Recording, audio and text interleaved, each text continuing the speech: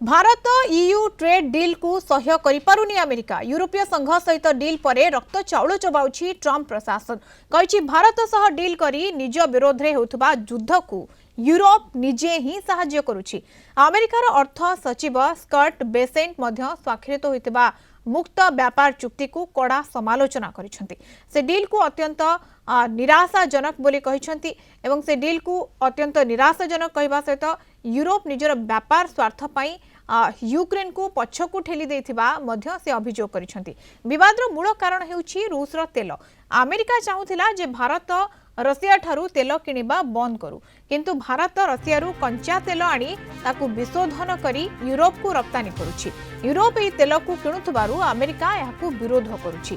Besant आहुरी मध्य कहिसेंति जे यूरोपीय देशगुड़िक गोटिए पटे Ukraine प्रति समवेदना जणाउछंती, किंतु अन्य पटे भारत सहित बड़ वाणिज्य चुक्ति करी रशियार अर्थनीति को परोक्षरे सहायता करुछंती। गत मंगलवार ईयू भारत मध्यरे मुक्त वाणिज्य चुक्ति स्वाक्षरित होइतिला।